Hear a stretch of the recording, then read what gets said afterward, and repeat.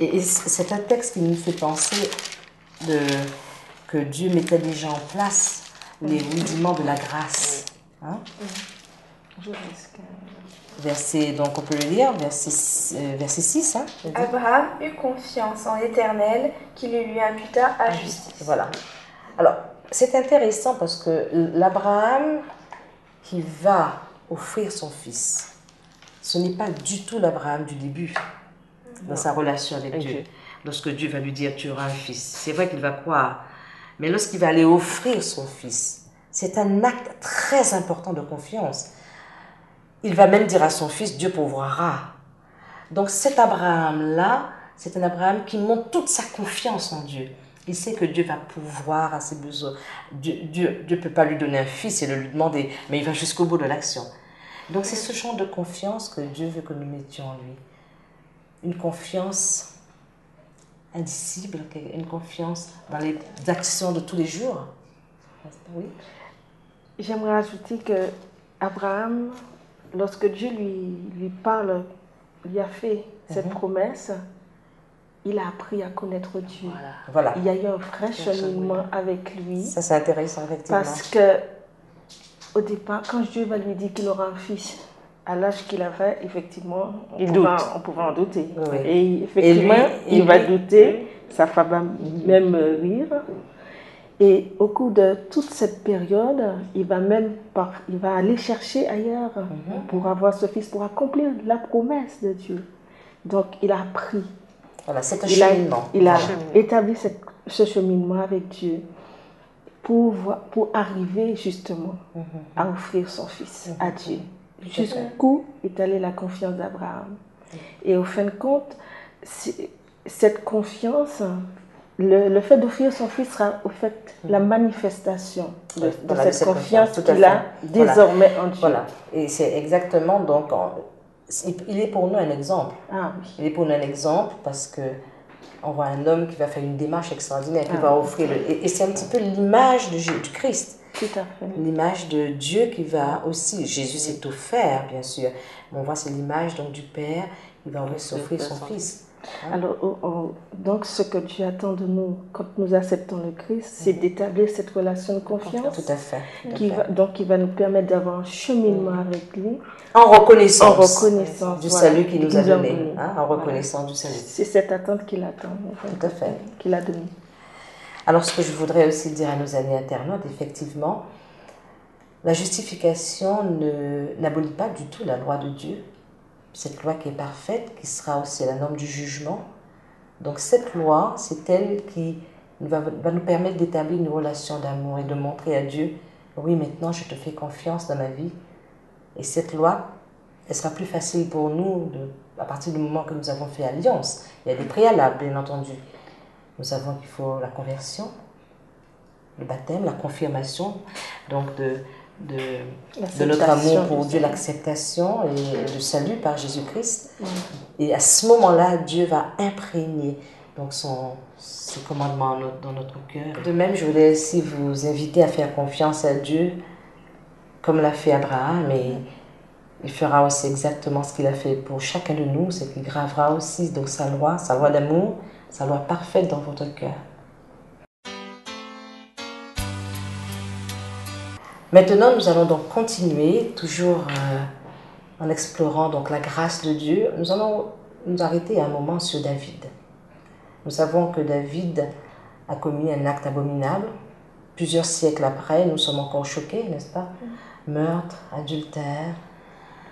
Alors, que pouvons-nous dire donc de David par rapport à son retour vers Dieu? Il a fallu donc qu'un homme vienne, bien sûr Nathan, ce prophète, et on va voir que Nathan va provoquer donc chez David un retour sur lui-même, et il va prendre conscience donc de l'abomination qu'il a commise. Alors, que pouvons-nous dire de David?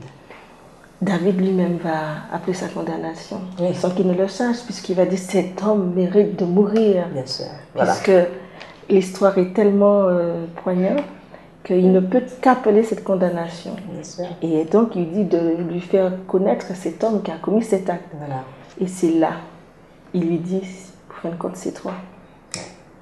Et là, David prend conscience de ce qui s'est passé, de ce qu'il avait fait. Il réalise enfin son acte. Ça a pris du temps. Voilà. Et ce qui est intéressant dans ce que va dire David, lui-même pense que cet acte ne mérite que la mort. Que la mort. Et c'est de même que nous aussi, lorsque nous sommes en porte-à-faux par rapport à la parole, à la loi de Dieu, on se rend compte qu'il n'y a que la mort qui puisse vraiment réparer le mal dans ce cas-là. Et Dieu donc va se substituer son fils à nous. Qu'est-ce que tu peux dire concernant donc David, son retour en arrière? Son retour, dans le psaume 51, j'aime beaucoup. Oui. Parce que lui, il va prendre conscience de son péché, mais il va prendre aussi conscience que Dieu peut le délivrer. Voilà, exactement. Ça, c'est extraordinaire. Quels sont les versets? On peut le prendre. Il y a quelques versets qui sont très, très, très profonds.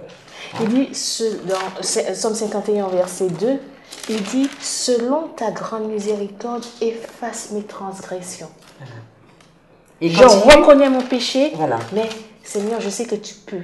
Efface mes transgressions. Alors, il y a encore un verset qui est très fort. Lave-moi. Complètement. Voilà, complètement.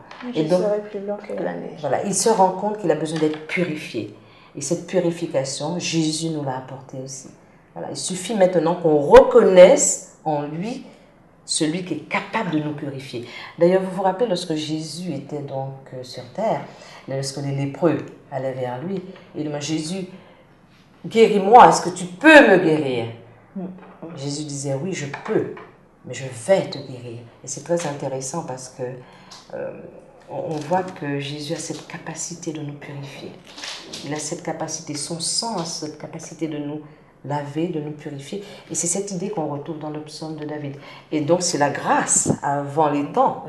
Hein, voilà. Et on voit qu'à travers tout l'Ancien Testament, la grâce est déjà présente. Hein, et c'est pour ça que Paul va leur rappeler.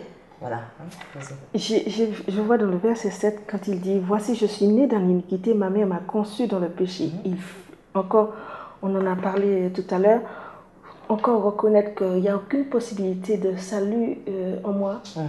Parce qu'il reconnaît que c'est impossible. Donc c'est vraiment hors de moi, de lui. C'est Dieu seulement qui peut le laver. C'est Dieu seul qui peut le purifier, qui peut le sauver. Tout à fait, tout à fait. Est-ce que tu veux changer quelque chose par rapport à David? Comme par rapport à son cheminement? C'est vrai que par rapport à son cheminement, c'est vrai que c'est qu'une fois qu'il a été un peu mis dos au mur par rapport à la loi, par la petite histoire, comme on disait, qu'il a pris conscience. On voit que c'est très difficile, comme on disait tout à l'heure, de ne pas enfreindre les lois de Dieu.